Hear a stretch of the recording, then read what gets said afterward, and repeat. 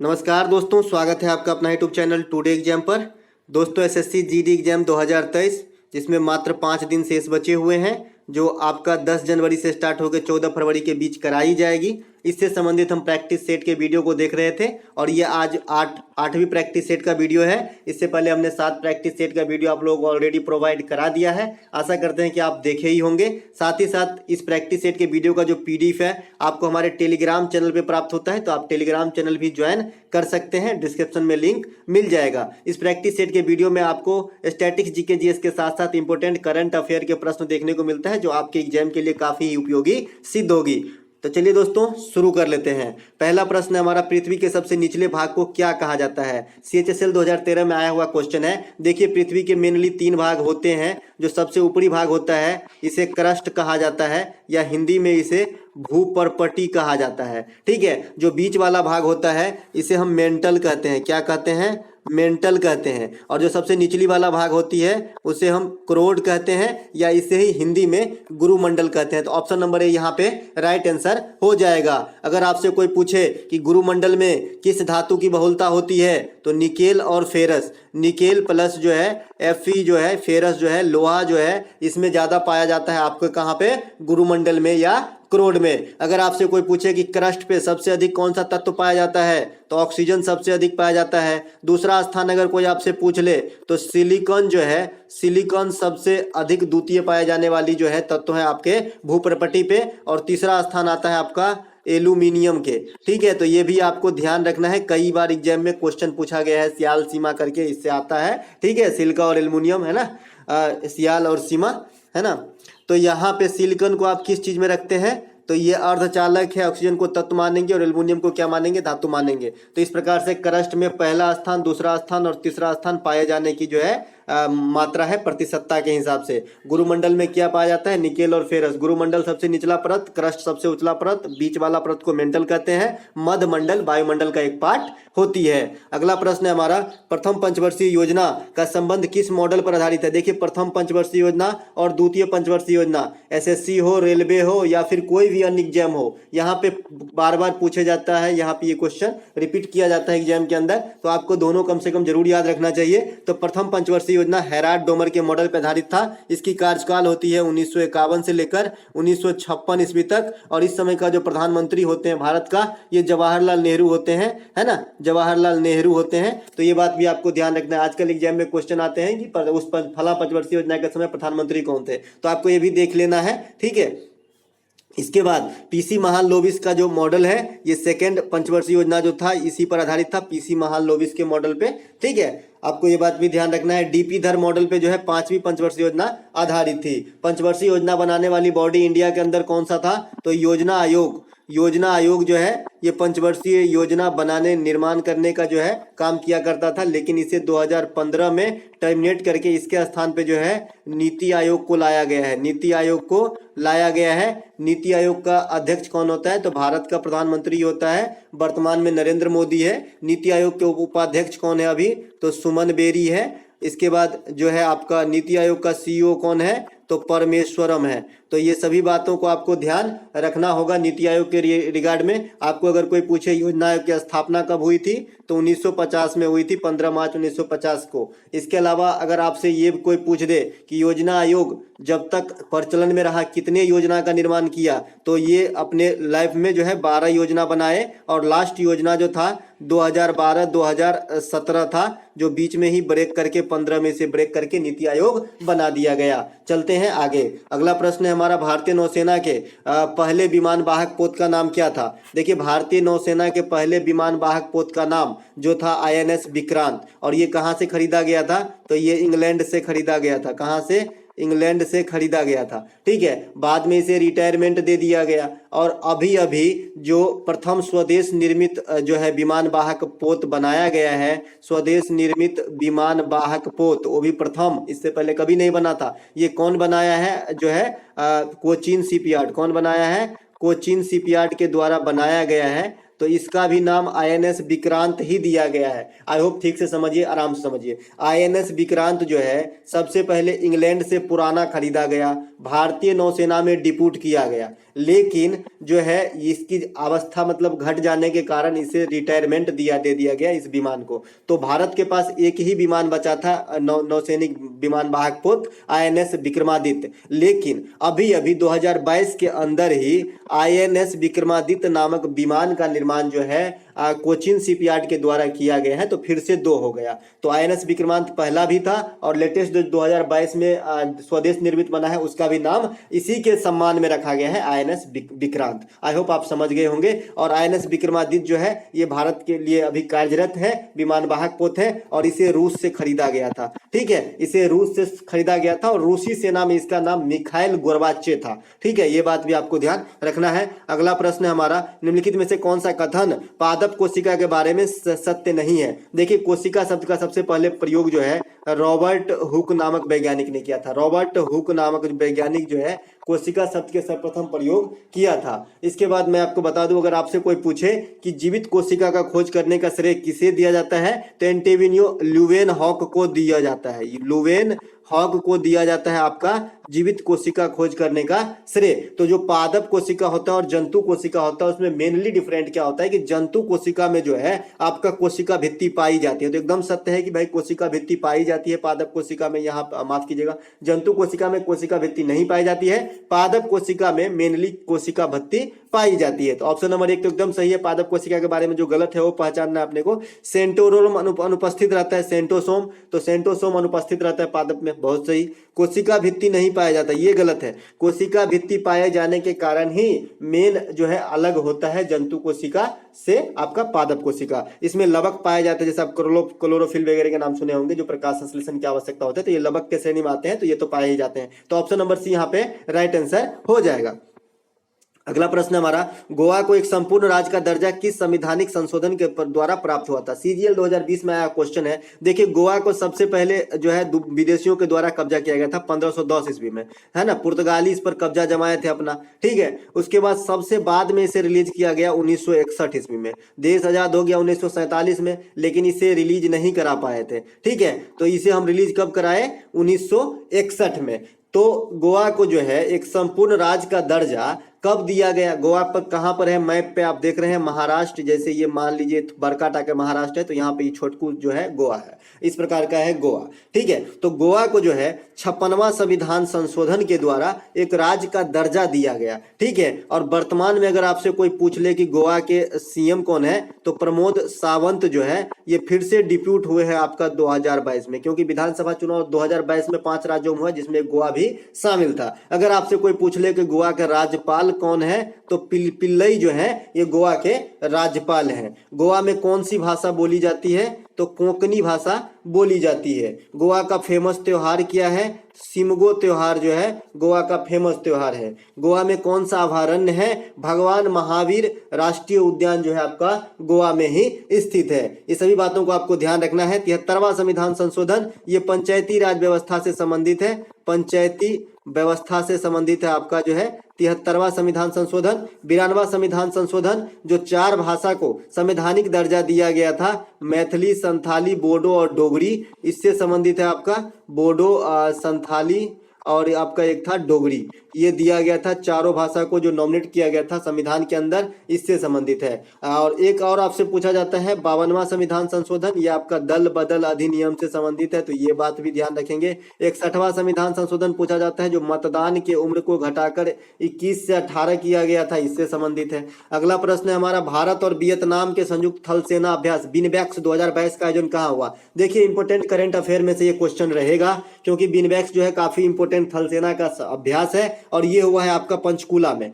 पंचकूला में हुआ है इस बार का 2022 वाला, और जो 2023 वाला होगा ये आपका वियतनाम के अंदर होगा, ठीक है। वियतनाम मैप पे कहाँ है? जो भी देश का नाम कभी भी आए तो आपको एक बार आंख के सामने मैप जरूर आना चाहिए। वियतनाम जो है ये आपका म्यांमार से थोड़ा सा सटा हुआ लाओस के बगल में आप देखेंगे तो ये आसियान का सदस्य भी है वियतनाम, तो इससे भी आप रिकॉल करके इसे मैप पे आप देख सकते हैं। अगला प्रश्न है हमारा, निम्नलिखित में से कौन सा कथन गुलाम वंश के शासक इल्तुतमिश के संबंध में सही नहीं है। देखिए गुलाम वंश के जो संस्थापक है वो कुतुबुद्दीन ऐबक थे। कुतुबुद्दीन ऐबक थे। स्थापना कब करते हैं तो 1206 ईस्वी में। अगर आपसे कोई पूछ ले कि दिल्ली सल्तनत पे कुल कितने वंशों ने शासन किया तो 5 वंशों ने शासन किया। सबसे पहला वंश कौन सा था तो सबसे पहला वंश था आपका गुलाम वंश, गुलाम वंश। और सबसे लास्ट वाला वंश कौन था लोदी वंश। ठीक है, लोदी वंश। गुलाम वंश को ममलूक वंश भी कहते हैं। ठीक है, गुलाम वंश को ममलूक वंश भी कहते हैं। एनटीपीसी में ममलूक वंश पूछ लिया था और अच्छे अच्छे बच्चे जो है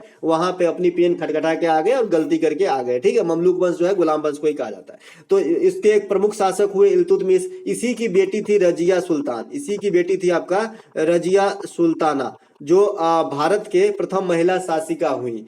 तो इसके बारे में क्या सही नहीं है आपको पहचानना है। इक्ता व्यवस्था लागू करवाया था, जी करवाया था। हौजे खास का निर्माण करवाया था, जी करवाया था। जीतल सिक्का चलाया था, हाँ जीतल सिक्का जो है इल्तुतमिश के द्वारा चलाया गया था, जो तांबा का बना होता था। और इन्होंने टका भी चलाया था जो चांदी का बना हुआ करता था। तो दोनों बात ध्यान रखेंगे। ठीक है, इसके अलावा इनमें से कोई नहीं। तो राइट आंसर इसके लिए हो जाएगा इनमें से कोई नहीं, क्योंकि इसमें से कोई भी कथन गलत नहीं है, सभी सही है। ठीक है, इसमें जो गलत है वो पहचानना था, तो यहाँ पे कोई गलती ये नहीं है, तो ऑप्शन नंबर डी यहाँ पे राइट आंसर हो जाएगा। अगला प्रश्न है के बिरला फाउंडेशन का व्यास सम्मान 2021 किसे सम्मानित किया गया। देखिए के बिरला फाउंडेशन के द्वारा व्यास सम्मान दिया जाता है, तो ये 2021 के लिए जो है ये आपका दिया गया है असगर बजाहत को। ये किस किताब के लिए दिया गया है तो महावेली के लिए। ठीक है, महावेली के लिए दिया गया आपको असगर बजाहत को। तो ये आप याद रखेंगे। दामोदर मौजे जो है ये लेटेस्ट वाला ज्ञानपीठ पुरस्कार के विजेता है, दामोदर मौजे।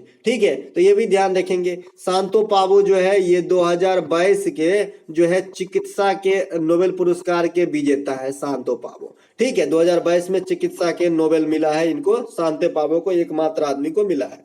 अनीता भोगले जो है ये भी इंडिया मूल के राइटर है, और एक इनकी अभी फेमस किताब रिलीज हुई है, equal at different. Equal yet different मतलब बराबर अभी भी अलग है। इक्वल एट डिफरेंट, इस प्रकार से जो है इनके किताब का नाम है, जो अभी चर्चा में भी है। ठीक है, तो ये इनका भी नाम मैंने रख लिया ताकि ये किताब को समझा सकूं। अगला प्रश्न है हमारा, निम्नलिखित में से पारिस्थितिक तंत्र के घटक का सही क्रम है। देखिए पारिस्थितिक तंत्र में जो घटक है, आप खुद भी अगर ठीक से सीधा सीधा सोचे तो एग्जाम में आंसर सही मार के आ सकते हो, लेकिन अगर आपको पता ही नहीं कि उत्पादक उपभोक्ता अपघटन करता क्या होता है तो ये क्वेश्चन आपसे कभी नहीं बनेगा। ये रेलवे एसएससी हर जगह पूछे जाने वाली क्वेश्चन है और 22 के अंदर पूछा गया। मैं आपको बता दूं, उत्पादक जो होते हैं पेड़ पौधे जो है उत्पादक के श्रेणी में है। उपभोक्ता जो है, उपभोक्ता हम लोग भी हैं, लेकिन उपभोक्ता कई क्लास के होते हैं। प्रथम श्रेणी के उपभोक्ता, द्वितीय श्रेणी के उपभोक्ता, तृतीय श्रेणी के उपभोक्ता, और जो लास्ट वाला श्रेणी के उपभोक्ता है वो मतलब बहुत ज्यादा मांस खाने वाला होता है, जैसे जो पूरा तरह से मांस पे ही डिपेंड होता है, जैसे शेर वगैरह, है ना। अपघटन करता जो है जिस सृष्टि को, जिस प्रकार से हम मान लीजिए कि अभी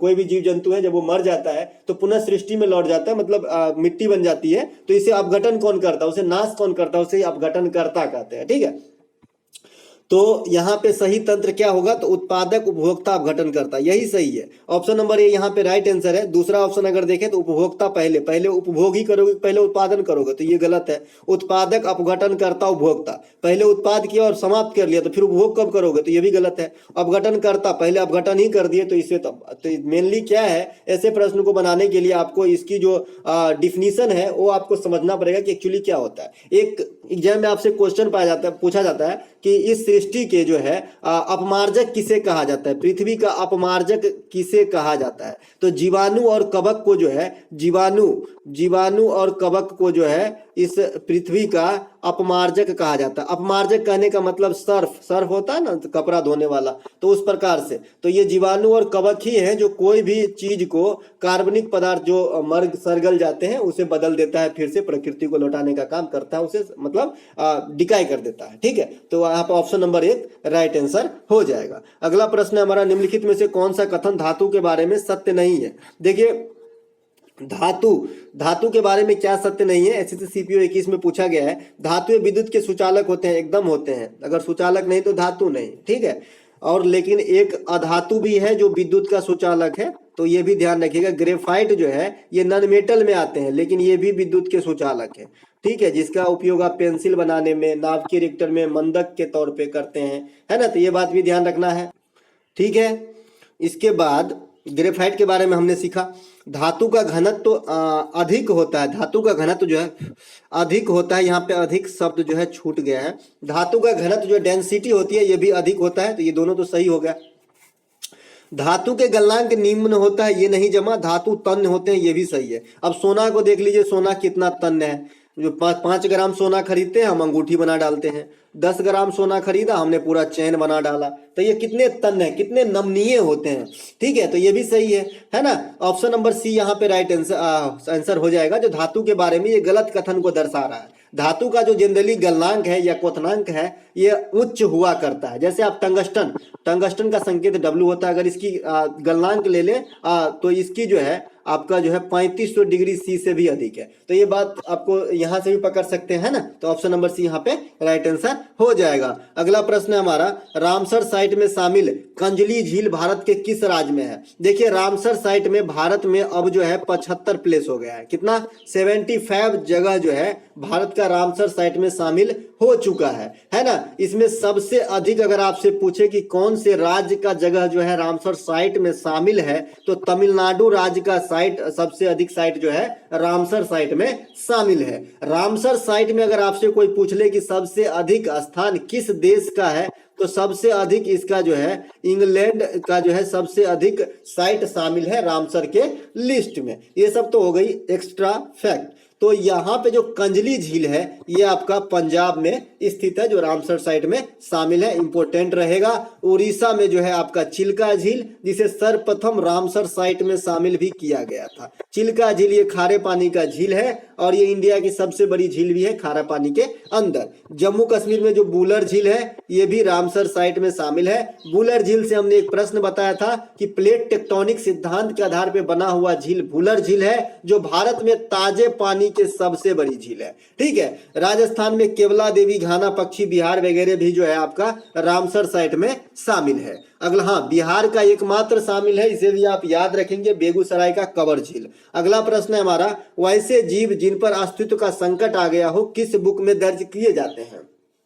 देखिए जो अस्तित्व का संकट आ जाता है वो रेड डाटा बुक में दर्ज किया जाता है। ग्रीन डाटा बुक में उसको शामिल किया जाता है जिसका जो है प्रजाति लुप्त होने के कगार पे सिर्फ नॉमिनेट करके रखा हो, मतलब पूरी तरीके से साक्ष्य प्राप्त नहीं हुआ है कि लुप्त होने के कगार पे ही है, लेकिन आशंका व्यक्त होने पे इसे ग्रीन डाटा बुक में रखा जाता है। लेकिन रेड डाटा बुक में जिसके अस्तित्व पर ही संकट आ गया हो, जैसे अब कुछ दिन में ये समाप्त ही हो जाएगा, इस प्रकार की प्रजाति बचेंगे ही नहीं, उसे रेड डाटा में शामिल किया जाता है। वैसे रेड से ही आपका अर्थ है ये डेंजर जोन है। इसका मतलब आप कुछ भी देख लीजिए, डेंजर वाला चीज रेड इंडिकेशन देता है ना। कोई भी जैसे बम ब्लास्ट होगी तो रेड है ना, खतरे की सिग्नल है रेड है ना, हाथ कट गया रेड निकलेगा है ना। तो हर जगह जो है डेंजर में रेड है ना। तो इससे आपको इससे भी अंदाजा लगा सकते हैं देहाती भाषा में, है ना। अब ये करता कौन है, तो IUCN करता है। IUCN का फुल फॉर्म भी आपसे पूछा जा सकता है, international union for conservation of nature होता है, ठीक है। तो ये बात भी ध्यान रखेंगे। इसका मुख्यालय अगर आपसे कोई पूछ दे तो स्विट्जरलैंड में है। कहां पे है, स्विट्जरलैंड में इसका मुख्यालय है IUCN का, है ना।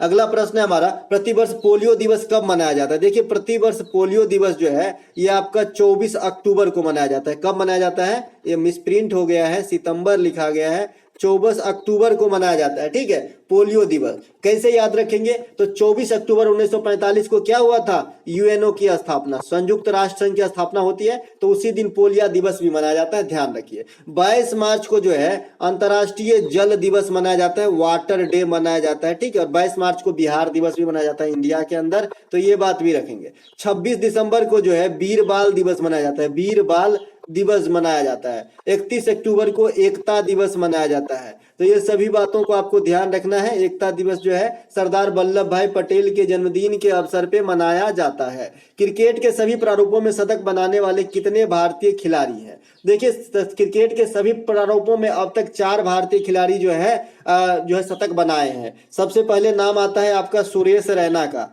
सुरेश रैना जो है ये सबसे पहले तीनों फॉर्मेट में शतक बनाने वाले भारतीय खिलाड़ी हुए। इसके बाद आपका रोहित शर्मा है, इसके बाद आपका के एल राहुल है, और इसके बाद में आपका चौथा बन गया है विराट कोहली, जो पाकिस्तान के खिलाफ शायद शतक मारे थे। हाँ, इस पाकिस्तान के खिलाफ मारा था, तो विराट कोहली। तो ये चारों जो है आपका चारों फॉर्मेट में शतक बनाने वाले हैं, ठीक है। यानी माफ कीजिएगा, तीनों फॉर्मेट करने का मतलब है टेस्ट क्रिकेट में, 50 ओवर वाले में और 2020 में। और अगर आपसे कोई पूछ ले कि सबसे पहले तीनों फॉर्मेट में शतक बनाने वाले खिलाड़ी कौन है, तो सुरेश रैना आंसर होगा, ठीक है। सुरेश रैना, क्योंकि इस पे बहुत कम लोग टिक मारेंगे अगर जिसको जानकारी नहीं है। सुरेश रैना सबसे पहले बनाए थे तीनों फॉर्मेट में शतक, ठीक है। सुरेश रैना के किताब का नाम हमने कल बताया था, आप लोग कमेंट करके बताइएगा कौन सा किताब इनके जो है आत्मकथा है। अगला प्रश्न है हमारा, यदि माता और पिता का रक्त वर्ग ए और क्रमशः बी हो तो संतान की रक्त वर्ग क्या हो सकती है। देखिए, रक्त समूह का खोजकर्ता जो है कॉर्ल लैंडस्टीनर है। कौन है? कॉर्ल लैंडस्टीनर जो है ये आपका रक्त समूह के खोज करता है। लेकिन रक्त परिसंचरण का खोज अगर पूछेगा ना तो विलियम हार्वे होगा। ये दोनों में बहुत फर्क है। रक्त समूह कहने का मतलब जो हमारे पास चार है, ए बी और ओ, इसका खोज किया था आपका लैंडस्टीनर। और जो ब्लड फ्लो होती है, परिसंचरित होती है, इसका खोज किया था आपका विलियम हार्वे, ठीक है। तो यहाँ पे अगर किसी का ए है और बी है तो इसमें जो है एंटीजन सेम रहता है। ए में ए एंटीजन रहेगा और बी में बी एंटीजन रहेगा। लेकिन एंटीबॉडी के मामले में जो है ये रिवर्स हो जाता है। ए वाले में बी एंटीबॉडी और बी वाले में ए एंटीबॉडी। अब बताइए कि दोनों एंटीजनों मिला है और दोनों एंटीबॉडियों मिला है, माता और पिता अगर ए और बी है तो होने वाला बच्चा की प्रायोरिटी सभी बन सकती है। हो सकता है कि दोनों एंटीबॉडी मिल जाए तो ओ बन जाएगा। हो सकता है कि दोनों एंटीजन मिले, कोई एंटीबॉडी नहीं मिले तो ए बी बन जाएगा। हो सकता है कि ए एंटीजन और बी एंटीबॉडी मिले तो ए ग्रुप मिल जाएगा। हो सकता है कि बी एंटीबॉडी बी एंटीजन और ए एंटीबॉडी बन जाए तो बी बन जाएगा। तो इस प्रकार से उस बच्चे में सभी प्रकार की जो है गुण हो सकती है, कोई भी ग्रुप लेके पैदा हो सकता है। आई होप आप समझ गए होंगे। सिर्फ इतनी सी बात समझिए कि जो है ए वाले ब्लड ग्रुप में बी एंटीबॉडी और बी वाले ब्लड ग्रुप में ए एंटीबॉडी और एंटीजन रहता है सेम, तो दोनों एंटीजन अपने पास उपलब्ध है, एंटीजन वाला है ना, और दोनों एंटीबॉडी वाला भी उपलब्ध है, क्योंकि यही माता पिता, यही मिलन होगी, यहाँ से जो है बच्चे पैदा होंगे, है ना। तो ये चारों में प्रायोरिटी बनती है कि जितने भी, क्योंकि इसी चारों पे डिपेंड है सभी ग्रुप, तो कोई भी जो है ग्रुप लेके बच्चा पैदा हो सकता है ना, इन्हीं के ब्लड से मिलेंगे। अगला प्रश्न है हमारा, निम्नलिखित में से कौन सा उपयोग विरंजक चूर्ण का नहीं है। देखिए, विरंजक चूर्ण का काफी सारे उपयोग है। एसएससी रेलवे काफी बार एग्जाम क्वेश्चन पूछा गया है, ग्रुप डी तो तबाह कर दिया था ये क्वेश्चन पूछते पूछते, है ना। तो इसका उपयोग है कागज एवं कपड़ों के विरंजन में। विरंजन करने का मतलब है रंग उड़ाने में, तो ये सही है। कीटनाशक के रूप में ये भी सही है ना। ब्लीचिंग पाउडर का छिड़काव कर देते हैं हम लोग जहाँ पे मूत्रालय होता है या फिर टॉयलेट वगैरह होता है, रोड के किनारे, गार्डन में, ये सब में क्या करते हैं हम, ब्लीचिंग पाउडर छीट देते हैं। क्लोरोफॉर्म के निर्माण में, है ना, क्लोरोफॉर्म के निर्माण में भी इसका उपयोग करते हैं, तो उपयोग सभी सही है। अब आपसे एक क्वेश्चन पूछा जाता है क्लोरोफॉर्म का उपयोग किस रूप में किया जाता है, तो निश्चिंतक के रूप में, निश्चेतक के रूप में किया जाता है आपका क्लोरोफॉर्म का उपयोग। निश्चेतक करने का मतलब जो है सुन्न करने के लिए, ऑपरेशन वगैरह करने के लिए, है ना। तो यहाँ पे ये तो हो गया। अगर आपसे कोई पूछे कि विरंजक चूर्ण का जो है सूत्र क्या होता है, तो CaOCl2 होता है। इसके बाद अगर आपसे कोई पूछे कि विरंजक चूर्ण कैसे बनाया जाता है, तो शुष्क बुझे हुए चूने पे कैल्शियम गैस प्रवाहित करके जो है विरंजक चूर्ण का निर्माण किया जाता है। अगला प्रश्न है हमारा, अगला प्रश्न है पुस्तक the dolphin and the shark के लेखक कौन है। देखिए, पुस्तक the dolphin and the shark के लेखक है आपका नमिता थापर। ऑप्शन नंबर है यहाँ पे राइट आंसर है। शशि थरूर का जो लेटेस्ट बुक है हमने बता दिया था। अम्बेडकर ए लाइफ है। पंडित एंड पंडितरी है ना। एन इरा ऑफ डार्कनेस है। स्मृति ईरानी की जो पुस्तक है लाल सलाम है। क्या है? लाल सलाम है जो है। स्मृति ईरानी केंद्रीय मंत्री है, ये पहले फिल्म अभिनेत्री हुआ करती थी। रस्किन बॉन्ड जो है, इसके अभी एक पुस्तक का नाम हमने कल या परसों बताया था, इंपोर्टेंट रहेगा, the little book of India. अगला प्रश्न हमारा, पंडित बिरजू महाराज। पंडित बिरजू महाराज का निम्न में से किस नृत्य से संबंधित है। देखिए, इनकी मृत्यु हो गई है पंडित बिरजू महाराज का, और ये कथक नृत्य से संबंधित है। कथक नृत्य जो है ये उत्तर भारत का नृत्य है। कहाँ का है? ये उत्तर भारत का नृत्य है कथक नृत्य। कथकली जो है केरल का है। मोहिनीअट्टम जो है ये आपका मोहिनीअट्टम जो है, भरतनाट्यम तमिलनाडु, मोहिनीअट्टम जो है ये केरल का है। ठीक है। मोहिनीअट्टम भी केरल का है, कथकली भी केरल का है, ओट्टम थुलाल भी केरल का है, मारमोक्कली भी केरल का है, ये सभी केरल का है। ठीक है। भरतनाट्यम आपका तमिलनाडु का। अगर आपसे कोई पूछे कि भरतनाट्यम करने का सबसे पहले श्रेय किसे दिया जाता है, तो भरत मुनि के, है ना, भरत मुनि जो है इनके स्टार्टअप में गिने जाते हैं। ठीक है। भरत मुनि द्वारा लिखा गया किताब नाट्य शास्त्र, जैसा कि आप जानते हैं। अगला प्रश्न है हमारा, सितंबर 2022 में बृजवासी लाल का निधन हो गया है, वे निम्नलिखित में से किस संस्था के महानिदेशक रह चुके हैं। देखिए, बृजवासी लाल जो है ये भारतीय पुरातत्व सर्वेक्षण ASI का जो है ये महानिदेशक रह चुके हैं। और आजकल नया फैशन है SSC का कि जिसको कभी पद्म श्री या पद्म भूषण मिला हो और अगर वो मर उड़ जाए ना तो उससे क्वेश्चन जरूर पूछा जाता है, इसीलिए मैं इसको रखा हूं। तो ये क्वेश्चन कहीं पूछा नहीं गया है, इंपॉर्टेंट करंट अफेयर की तरह मैं रखूंगा, है ना। तो इसको 2000 में जो है पद्म भूषण दिया गया था, 2000 में पद्म भूषण से सम्मानित किया गया था, और 2021 में जो है पद्म विभूषण दिया गया था, पद्म विभूषण दिया गया था आपको बृजवासी लाल को, जो संबंधित है आपका भारतीय पुरातत्व सर्वेक्षण से। ठीक है। तो आई होप आपको मजा आया होगा। हाँ, अगर आपसे कोई पूछे भैया कि 2022 में जो है कितने आदमी को पद्म विभूषण दिया गया था, तो 4 आदमी को दिया गया था। और पद्म विभूषण वाला याद रखना बहुत इजी है, प्रभु राधे श्याम के कृपा से बिपिन रावत का कल्याण हो गया, ऐसे ही आप याद रख लेंगे। प्रभु राधे श्याम के कृपा से, राधे श्याम के कृपा से बिपिन रावत का कल्याण हो गया, बिपिन रावत का कल्याण हो गया। इस प्रकार से अगर आप नाम रखेंगे तो आपको जो है कभी नहीं भूलेगा। प्रभु हो गया, राधे श्याम खेमका हो गया, बिपिन रावत हो गया और कल्याण सिंह हो गया। इस प्रकार से चारों को दिया गया था। तो दोस्तों ये था आज का लास्ट वीडियो। अगर आपको अच्छा लगा हो तो लाइक कर लीजिएगा, और ये PDF आप हमारे टेलीग्राम से ले लीजिएगा। दोस्तों एनालिसिस में भी बने रहिएगा, ताकि आपको जो है अगर आप एग्जाम देने वाले हैं तो एक संपूर्ण बेनिफिट आपको प्राप्त हो सके।